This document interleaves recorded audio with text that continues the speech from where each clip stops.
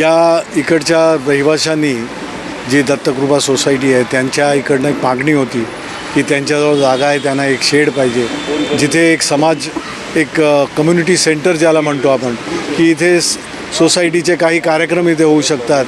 काही महत्त्वाचं म्हणजे मुलांना अभ्यास करण्यापासून, छात्रांना अभ्यास करण्यापासून ते इतर कार्यक्रमसुद्धा, घरगुती कार्यक्रम कुठले असले कुटुंबासाठी, परिवारासाठी, त्याचा उपयोग चांगला इथे होऊ शकतो. आणि एक सोयीसुविधा आहे जी आज अशा लोकप्रतिनिधींच्या फंडामधनं आपण करू शकतो, ते केलेलं आहे. चांगलं शेड बनवलेलं आहे खासदार निधीतून, आणि त्यामुळं आमच्या रहिवासी लोकांची चांगल्यापैकी सोयी झालेली आहे.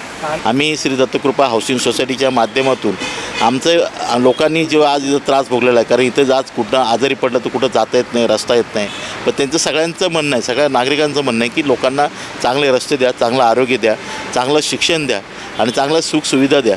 तर ह्याच्या निमित्तानेच आम्ही अनिल भाऊ देसाईंना या लोकार्पण सोहळ्याच्या निमित्ताने बोलवलं होतं आणि ते आले. त्यांचं मनपूर्ण आभार.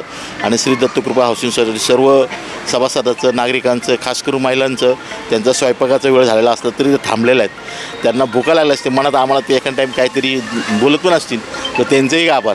आम्हाला अनिल देसाई साहेबांनी आम्ही त्यांना विनंती केली की आम्हाला जर काहीच प्रोग्राम असेल, घरात कुणाचं दुःख असेल किंवा काय असेल, त्यासाठी आम्हाला म्हटलं की आम्हाला थोडंसं शेडचं काम करून द्या तुम्ही, की आमचे प्रोग्राम पण होतील, मुलांना पण काही जर खेळायचं असेल तिथं किंवा काय असेल, दुःख असेल, सुख असेल, अशा गोष्टीसाठी आम्हाला ते शेड त्यांनी उत्पन्न करून दिलेलं आहे. लागली हा रस्ता आम्हाला त्याने एक चालू करून द्यावा, किंवा पेशंट सिरियस असेल, काय असेल ते नेऊ शकत नाही आहे ना, रिक्षा पण नाही पटकन वेळेवर इथे भेटत बाहेर, मग त्यापेक्षा ॲम्ब्युलन्स रस्ता येण्यासाठी तरी तो रस्ता आम्हाला साहेबांनी करून द्यावा ही विनंती आहे. हे आम्हाला म्हणजे नागरिकांकडून म्हणजे खूप दिवसापासून आमची अशी अपेक्षा होती की त्यांनी हे करावं आणि आम्हाला जागा होती ती त्याचा व्यवस्थित वापर झाला पाहिजे.